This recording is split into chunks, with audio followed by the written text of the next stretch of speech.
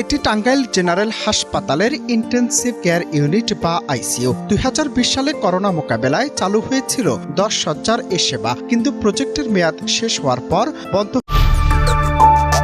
আসসালামু আলাইকুম প্রিয় দর্শক, জানিয়ে দেব এখনকার গুরুত্বপূর্ণ টপ নিউজটি। পুরো নিউজটি উপস্থাপন করব আমি নিপা আক্তার শিমু। এবার বিস্তারিত খবর।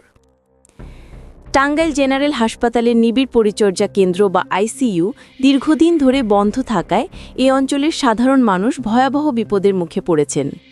হাসপাতাল কর্তৃপক্ষ জনবল সংকটের কারণ দেখালেও রোগীরা এবং তাদের স্বজনরা এটিকে মৃত্যুফাত হিসেবে অভিহিত করছেন। 2 শতাধিক শয্যার এই হাসপাতাল প্রতিদিন শত শত রোগীকে সেবা দেয়। তবে মুমূর্ষু রোগীদের জন্য অত্যাবশ্যকীয় 10 শয্যার আইসিইউ গত কয়েক বছর ধরে অকেজো অবস্থায় পড়ে আছে। অথচ 2020 সালে করোনা মহামারীর সময় একটি বিশেষ প্রকল্পের আওতায় দ্রুততার সাথে এই ইউনিট চালু করা হয়েছিল।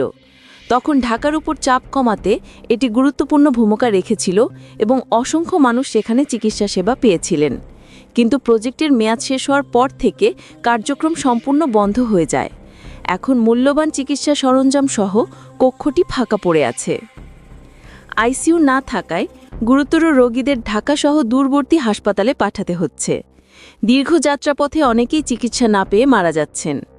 রোগীদের স্বজনদের অভিযোগ, টাঙ্গাইলে মেডিকেল কলেজ হাসপাতাল থাকা সত্ত্বেও আইসিইউ নেই। যদি এখানেই সেবা পাওয়া যেত তবে অসংখ্য জীবন বাঁচানো সম্ভব হতো।